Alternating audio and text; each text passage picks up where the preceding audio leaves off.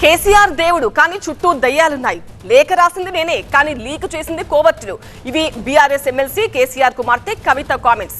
మొన్నటి లేఖలో అయినా ఇవాల్టి చిట్ చాట్ లో అయినా పార్టీలో కీలక నేతనే టార్గెట్ చేశారు కవిత. మరి కవిత టార్గెట్ చేసిన వ్యక్తి ఎవరు? ప్రస్తుతం ఇదే అంశం అటు బీఆర్ఎస్ లోను ఇటు ఇతర పార్టీల్లో కూడా హాట్ టాపిక్ గా మారింది. కవిత చెబుతున్న లీకు గ్రీకు వీరులు ఎవరు? కోవర్టు ప్రస్తావన వెనుక లక్ష్యం ఎవరు? విదేశాల్లో సోషల్ మీడియా అంటూ సంధించిన బాణం ఎవరిపైన? కవిత కామెంట్స్ నేపథ్యంలో ఈ ప్రశ్నలకు సమాధానాలు వెతికే పనిలో పడ్డారు నేతలు. కేసీఆర్ కు నోటీసులు ఇస్తే స్పందించని పార్టీ యంత్రాంగం మరో నేతకు నోటీసులు వస్తే మాత్రం హంగామా చేసిందని మండిపడ్డారు కవిత. బీజేపీలో పార్టీని విలీన ప్రతిపాదనను తాను తీవ్రంగా వ్యతిరేకించానని స్పష్టం చేశారు. మరి బీజేపీలో విలీనం ప్రతిపాదన బీఆర్ఎస్ పార్టీలో పెట్టింది ఎవరు? బీజేపీకి దగ్గరగా ఉన్న బీఆర్ఎస్ కీలక నేత ఎవరు? కేసీఆర్ మాత్రమే తన నాయకుడు అంటున్నారు కవిత. మరి పార్టీలో ఆమె యుద్ధం ఎవరిపైన? ఈ ప్రశ్నలకు కవిత ఏం క్లారిటీ ఇస్తారు అనేది ఇప్పుడు ఉత్కంఠగా మారింది. టీవీ చీఫ్ రిపోర్టర్ రాకేష్ తో మాట్లాడదాం. రాకేష్, మొన్న కవిత రాసిన లేఖ బీఆర్ఎస్ లో దుమారం రేపితే ఇవాల్టి చిట్ చాట్ చిన్నగా సునామీనే స్టార్ట్ చేస్తున్నట్టుగా కనిపిస్తోంది. బీఆర్ఎస్ పార్టీలో అంతర్గతంగా ఏం జరుగుతోంది, ఏం మాట్లాడుకుంటున్నారు? ఒక్కొక్కరు బయటకు వచ్చి కవిత వ్యాఖ్యలు కూడా సమర్థిస్తున్నట్టుగా ఉన్నారు. ఇప్పటివరకైతే సమర్థించడం కానీ వ్యతిరేకించడం కానీ పార్టీలో ఎలాంటి వాయిస్ అయితే బయటకు రాలేదు. ఇంతకుముందు ప్రెస్ మీట్లో సబితా ఇంద్రారెడ్డి కూడా ఇది పార్టీకి సంబంధించి అధిష్టానం చూసుకుంటుంది, అధిష్టానం స్పందిస్తుంది అంటూ మాత్రమే చెప్పి వెళ్ళిపోయారు. మొదటి నుంచి చూసినట్టయితే మొదటి నుంచి ఈ ఇష్యూని గమనిస్తే ఈ రోజు కవిత వాయిస్లో కొంత క్లారిటీ కనిపిస్తుంది. ఆమె టార్గెట్ స్పష్టంగా కనిపిస్తుంది. పార్టీలో ఆమె డిమాండ్ కూడా చాలా క్లారిటీగా కనిపిస్తుంది. నేను ఎవరి నాయకత్వాన్ని అంగీకరించేది లేదు అంటూ చెప్పారు. ఇండైరెక్ట్గా ఎవరికి చెప్పాలనుకుంటున్నారో వాళ్ళకి చెప్పారు. కేవలం కేసీఆర్ దగ్గర మాత్రమే పనిచేస్తాను, కేసీఆర్ మాత్రమే మా నాయకుడు, కేసీఆర్ నాయకత్వాన్ని మాత్రమే నేను అంగీకరిస్తానంటూ క్లియర్గా చెప్పారు. ఇక దాంతోపాటుగా ఎవరైతే కోవట్లు ఉన్నారని చెప్పారో, కేటీఆర్ కూడా ప్రెస్ మీట్ పెట్టి కోవట్లు ఉన్నారని చెప్పారు కాబట్టి ఆ కోవట్లను ఎందుకు బయటికి పంపించట్లేదు, ఆ కోవట్లను ఎందుకు ఏరివేయడం లేదు అంటూ ప్రశ్నించారు. ఇక నా లేఖను లీక్ చేసినటువంటి లీక్ వీరులను వెంటనే బయటపెట్టాలి, వాళ్ళపైన చర్యలు తీసుకోవాలి. కేసీఆర్కి నాకు మధ్య విభేదం సృష్టించేటువంటి ప్రయత్నాలు జరుగుతున్నాయి. దానివల్ల ఎవరో లాభం పొందాలనుకుంటున్నారు. ఆ లబ్ధి పొందే వాళ్ళు ఎవరో కూడా ప్రజలకు, కార్యకర్తలకు అందరికీ తెలుసు అన్నారు. ఇంకా రిప్లై రాకపోతే, ఇంకా పార్టీ స్పందించకపోతే, ముఖ్యంగా కేసీఆర్కు నోటీసులు ఇస్తున్నా, కేసీఆర్ మీద కేసులు పెడుతున్న పార్టీలో ఉన్నటువంటి నేతలు, పార్టీలో ఉన్నటువంటి అగ్రనేతలు ఎందుకు సైలెంట్గా ఉంటున్నారు? వాళ్ళు ఎందుకు రియాక్ట్ అవ్వట్లేదు? కొంతమంది నేతలకు నోటీసులు వస్తూనే, కొంతమంది నేతలకు విచారణకు పిలిస్తే రాష్ట్ర వ్యాప్తంగా ఆందోళన చేస్తారు, విచారణలకు పిలిస్తే నిరసనలు చెప్తారు. కానీ కేసీఆర్ లాంటి నేతకి ఎందుకు నోటీసులు ఇచ్చినా కానీ రియాక్షన్ లేదు అంటే ఆమె ప్రశ్నించారు. జాగృతి తరపున సగం పనిచేస్తూ వెళ్ళిపోతున్నామంటూ చెప్పారు. ఒక అల్టిమేటం కూడా ఇచ్చారు. నా పైన కుట్ర చేస్తున్న వాళ్ళని, నా లేఖ లీక్ చేసిన వాళ్ళని గుర్తించి పార్టీ నుంచి బయటికి పంపించకపోతే తదుపరి నేను కూడా మళ్ళీ స్పందిస్తూనే ఉంటానంటూ చెప్పారు. పార్టీలో కొంత క్లారిటీ వస్తుంది. కింద స్థాయిలో ఎవరు మాట్లాడలేదు, పై స్థాయిలో కూడా అంతా సైలెంట్గా ఉన్నారు. కొంతమంది విదేశాల్లో ఉన్నారు. చాలామంది నేతలు ఈ విషయాన్ని తెలిసి తెలియనట్టుగా పక్కకు తప్పుకుపోతున్నారు. ఇక మిగిలింది కేసీఆర్, కేటీఆర్, హరీష్ రావు, ఈ ముగ్గురిట్లో ఎవరో ఒకరు స్పందిస్తే కానీ దీంట్లో ఇంకొంత ముందుకెళ్ళేటువంటి అవకాశం లేదు.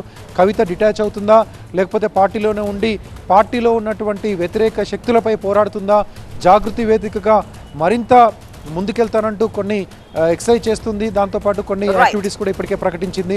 ఈ విషయంలోనే ఇంకా కొంత క్లారిటీ రావాల్సింది. Right Rakesh. Second super exclusive news చూద్దాం. కేబినెట్ లో బెర్త్ కోసం ప్రయత్నాలను ముమ్మరం చేశారు టీ కాంగ్రెస్ మాదిగ ఎమ్మెల్యేలు. మొన్న హైదరాబాద్ లో సమావేశమై కార్యాచరణ రూపొందించుకున్న మాదిగ ఎమ్మెల్యేలు ముందు సీఎం రేవంత్ రెడ్డిని కలిశారు. మాదిగలకు మంత్రివర్గంలో అవకాశం ఇవ్వాలని విజ్ఞప్తి చేశారు. నిన్న టీ కాంగ్రెస్ ఇన్ఛార్జ్ మీనాక్షి నటరాజన్ ను కలిసి వినతి పత్రం అందజేశారు. ఇవాళ ఢిల్లీలో ఖర్గేను, కేసీ వేణుగోపాల్ ను, ఇతర కాంగ్రెస్ పెద్దలను కలిసేందుకు ప్రయత్నాలు చేస్తున్నారు.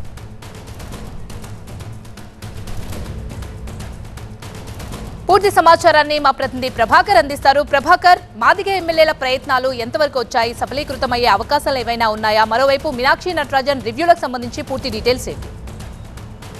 రైట్, ఈ రెండు డెవలప్మెంట్లు కూడా ఇప్పుడు కాంగ్రెస్ పార్టీలో హాట్ టాపిక్గా మారాయి. నిన్న 4 నియోజకవర్గాలు, పార్లమెంట్ నియోజకవర్గాల రివ్యూ చేసిన మీనాక్షి నటరాజన్ ఈరోజు 2 పార్లమెంట్ నియోజకవర్గాలు మహబూబ్ నగర్ అట్లాగే చేవేళ్లకు సంబంధించిన రివ్యూని చేశారు. దాంట్లో అందరు ఎమ్మెల్యేల అభిప్రాయాలు, పోటీ చేసిన అభ్యర్థుల అభిప్రాయాలు, పార్టీకి సంబంధించిన ఫీడ్బ్యాక్ తీసుకున్నారు. ఇక అటువైపు మాదిగ సామాజిక వర్గానికి సంబంధించిన ఎమ్మెల్యేలు ఢిల్లీ బట్ట పట్టారు. ఈరోజు Kharge appointment, KC Venugopal appointment అడిగారు. తమకు క్యాబినెట్లో తప్పనిసరిగా బెర్త్ కన్ఫర్మ్ చేయాలని నిన్నటి నుంచి కూడా రిక్వెస్ట్ చేస్తున్నారు. నిన్న మీనాక్షి నటరాజన్ కూడా కలిసి అదే విషయాన్ని చెప్పారు. సీఎం రేవంత్ రెడ్డిని కూడా కలిశారు. సో ఈ నేపథ్యంలోనే అక్కడ బెర్త్ కన్ఫర్మ్ అవుతుందా లేదా, ఈ వీక్లో క్యాబినెట్ ఎక్స్పాన్షన్ ఉంటుందనే ప్రచారం మేరకు ఏ రకంగా అధిష్టానం స్పందిస్తుందని చూడాల్సి ఉంది. కన్విన్స్ చేసి పంపిస్తారా, లేకపోతే వీళ్ళు చెప్పిన దానికి వీళ్ళని కాంప్రమైజ్ చేసి పంపిస్తారా, కన్విన్స్ అవుతారా అనేది అయితే చూడాల్సి ఉంది. సో ఇప్పటికైతే అపాయింట్మెంట్స్ అయితే ఇంకా కన్ఫర్మ్ కాలేదు. అపాయింట్మెంట్ కోసం అయితే వెయిట్ చేస్తున్నారు. నిన్న మీనాక్షి నటరాజన్ కూడా చెప్పారు, మీరు కూడా సహకరించాలి ఖర్గే అపాయింట్మెంట్ కోసం కానీ కేసీ అపాయింట్మెంట్ కోసం కానీ అని చెప్పారు. సో ఖర్గే రేపు అందుబాటులోకి రానున్నట్టుగా తెలుస్తుంది. సో మొత్తం మీదుగా అయితే ఇటు రివ్యూలు, అటు ఎమ్మెల్యేల ఢిల్లీ బాట, దాంతోపాటు ఆశావాహులు ఈ వారంలో క్యాబినెట్ ఎక్స్పాన్షన్ ఉంటుంది అనే ప్రచారం నేపథ్యంలో అటు జిల్లాల్లో ఉన్న ఇప్పటికీ చోటు లేని, ప్రాతినిధ్యం లేని జిల్లాలకు సంబంధించిన నేతలు కూడా ఢిల్లీ బయటపడుతున్నారు. నిజామాబాద్ జిల్లాకు సంబంధించిన నేతలు కానీ, ఆదిలాబాద్ జిల్లాకు సంబంధించిన నేతలు కానీ, రంగారెడ్డి, హైదరాబాద్ నేతలు కానీ ఢిల్లీ బయటపడుతున్నారు. సో ఓవరాల్గా అయితే కాంగ్రెస్లో కొంత స్పీడ్గానే డెవలప్మెంట్స్ జరుగుతున్నాయని చెప్పొచ్చు. Right, thank you Prabhakar. ఇక బంగాళాఖాతంలో ఏర్పడిన వాయుగుండం పశ్చిమ బెంగాల్, బంగ్లాదేశ్ మధ్య తీరం దాటింది. దాంతో ఈశాన్య రాష్ట్రాలు, పశ్చిమ బెంగాల్కి వాతావరణ శాఖ భారీ వర్ష సూచన చేసింది. ఏపీ వ్యాప్తంగా మోస్తారు వర్షాలతో పాటు కోస్తాలో భారీ వర్షాలు కురుస్తున్నాయని హెచ్చరించింది. అల్లూరి జిల్లా, తూర్పు గోదావరి, పశ్చిమ గోదావరి జిల్లాలకు ఎల్లో అలర్ట్ జారీ చేసింది. 2 రోజుల పాటు భారీ వర్షాలతో పాటు గంటకి 40 నుంచి 50 కిలోమీటర్ల వేగంతో ఈదురుగాలులు కూడా వీస్తాయని వెల్లడించింది.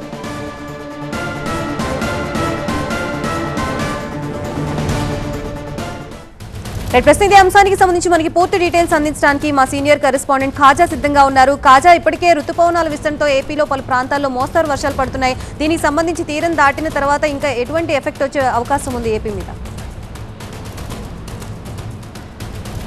ఖచ్చితంగా బంగాళాఖాతంలో ఏదైతే వాయుగుండం ఉందో ఇది మరింత బలపడి తీవ్ర వాయుగుండంగా ఈరోజు తీరం దాటింది. ఇది బంగ్లాదేశ్ కేపుపార, సాగర్ ఐలాండ్, వెస్ట్ బెంగాల్ సమీపంలోని రైడిగి అనే ప్రాంతంలో ఇది తీరం దాటింది.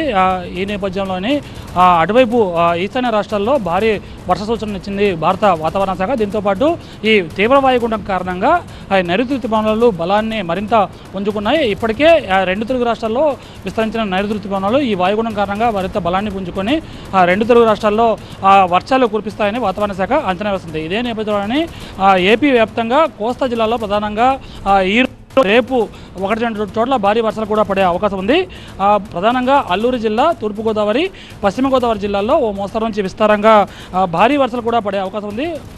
ఏపీ తీరం వెంబడి భారీ బలమైన గాలులు కూడా వీస్తాయి. దీంతో మత్స్యకారులు ఎవరు వేటకు వెళ్ళొద్దని ఐఎండీ సూచిస్తుంది. ఇదే పరిస్థితి ఈ నెల 31 వరకు కొనసాగుతుందని వాతావరణ శాఖ చెబుతుంది. మొత్తం మీద ఈసారి వేగంగానే 2 తెలుగు రాష్ట్రాలకు విస్తరించిన నైరుతి ఋతుపవనాలు ఈసారి భారీ వర్షాలను కురిపిస్తాయని వాతావరణ శాఖ నిపుణులు అంచనా తగ్గట్టుగానే ఈసారి ఋతుపవనాలు చురుగ్గా మారాయి. అయితే ఈరోజు, రేపు అలాగే ఎల్లుండి కూడా ఈ వర్షాల తీవ్రత అనేది కొనసాగుతుంది. కొన్ని చోట్ల చెదురుమదురు వర్షాలు, మరికొన్ని చోట్ల భారీ వర్షాలు కురుస్తాయని ఐఎండీ ప్రకటించింది. ఈ నేపథ్యంలోనే మత్స్యకారులు ఎవరు కూడా ఈ నెల 31 వరకు ఈ బంగాళాఖాతం వెంబడి అటువైపు పైన బంగ్లాదేశ్ నుంచి ఇటువైపు వెస్ట్ బెంగాల్, అలాగే ఒడిస్సా, ఏపీ, తమిళనాడు తీరం వరకు ఉన్న బంగాళాఖాతం కోస్ట్ ఏదైతే ఉందో ఈ మొత్తం అంతా కూడా సీ రఫ్గా ఉంటుంది. ఎందుకంటే ఆ తీరం వెంబడి బలమైన ఎదురుగాలు వీస్తాయి కాబట్టి మత్స్యకారులు ఎవరు అంత వేటకు వెళ్ళడం అంత సమంజసం కాదు, అంత శ్రేయస్కరం కాదు, ప్రమాదకరమని ఇప్పటికే చెప్పిన నేపథ్యంలోనే అధికారులంతా కూడా అప్రమత్తమయ్యారు. మత్స్యకారులు ప్రత్యేకంగా సూచనలు జారీ చేస్తున్నారు. మొత్తం మీద ఈ ఋతుపవనాలు అనేది మరింత బలాన్ని పుంజుకుంటున్నాయి. ఈ తీరం దాటిన ఈ వాయుగుండం ఏదైతే ఉందో ఇది క్రమంగా ఉత్తర ఈశాన్య దిశ కదులుతూ క్రమంగా బలహీన పడబోతుంది. మరి కాసేపట్లో వాయుగుండంగా మరి ఆ తర్వాత అల్పపిండంగా ల్యాండ్ పైకి వెళ్ళి ఆ తర్వాత మరింత బలహీన పడనుంది. రైట్, థ్యాంక్ యూ కాజ్. నెక్స్ట్ స్టోరీ చూద్దాం. AP deputy CM Pawan Kalyan ఆదేశాలతో రాష్ట్ర వ్యాప్తంగా సినిమా థియేటర్లలో అధికారులు దాడులు కొనసాగిస్తున్నారు. అన్ని జిల్లాల్లోని సినిమా థియేటర్స్లోని ఫుడ్ స్టాల్స్ లో విస్తృతంగా తనిఖీలు చేపట్టారు. రెవెన్యూ, పౌర సరఫరాల శాఖ అధికారులు సంయుక్తంగా చేపట్టిన ఈ తనిఖీల్లో ఇప్పుడు సంచలన విషయాలు బయటకొస్తున్నాయి. అధికారుల దాడులతో సినిమా థియేటర్లలోని పరిస్థితులకి సంబంధించి కీలక విషయాలు వెలుగులోకి వస్తున్నాయి. పూర్తి అప్డేట్స్ అందించడానికి మా స్పెషల్ కరెస్పాండెంట్ నాగరాజు సిద్ధంగా ఉన్నారు. నాగరాజు, ఇప్పటికే అధికారులు రైడ్స్ చేస్తున్నారు. ఈ రైడ్స్ లో ఎటువంటి విషయాలు బయటపడుతున్నాయి అండ్ రూల్స్ అతిక్రమిస్తున్నటువంటి థియేటర్స్ పై ఎటువంటి చర్యలు తీసుకునే అవకాశాలున్నాయి?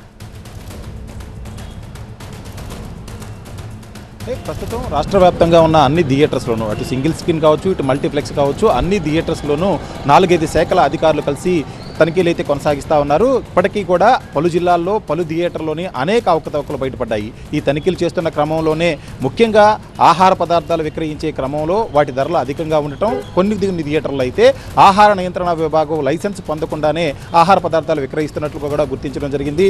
అదేవిధంగా థియేటర్స్ అన్నిటికీ కూడా అగ్నిమాపక శాఖ నుంచి కూడా ఎన్ఓసి తీసుకోవాల్సి ఉంటుంది. అటువంటి ఎన్ఓసి ఉందా లేదా అనేది కూడా అధికారులు చెక్ చేస్తున్నారు. వీటితో పాటు కొన్ని చోట్ల మున్సిపల్ అధికారులు కూడా థియేటర్స్కి వెళ్ళి పారిశుద్ధ్యం ఎలా ఉంది, అంటే ముఖ్యంగా అక్కడ ఉన్న టాయిలెట్స్ ఎలా ఉన్నాయి, అదేవిధంగా థియేటర్స్లో చైర్స్ ఎలా ఉన్నాయి అనేది కూడా పరిశీలిస్తున్నారు. వీటన్నిటి మీద కూడా ఒక రిపోర్ట్ని, ఒక నివేదికనైతే ఉన్నతాధికారులకు అందిస్తున్నారు. కానీ ఇప్పటి వరకు జరిగిన ఏ తనిఖీల్లో కూడా అక్కడికక్కడే చర్యలు అయితే తీసుకోలేదు. వీటన్నిటిని కూడా ఉన్నతాధికారులకి నివేదించిన తర్వాత ఉన్నతాధికారులు ఆయా థియేటర్ల మీద ఏమేమి ల్యాబ్స్ ఉన్నాయో చూసుకొని ఆ సమస్యలన్నింటినీ కూడా గుర్తించిన తర్వాత వారికి నోటీసులు ఇచ్చి ఆ తర్వాత చర్యలు తీసుకునే అవకాశం కనిపిస్తుంది. ఇదే విషయాన్ని ఉన్నతాధికారులు కూడా చెప్తున్నారు. ప్రస్తుతానికైతే డేటాని మాత్రం తీసుకొని ఆ తర్వాత చర్యలకు ఉపకరించే పనిలో అయితే అధికారులు ఉన్నారు.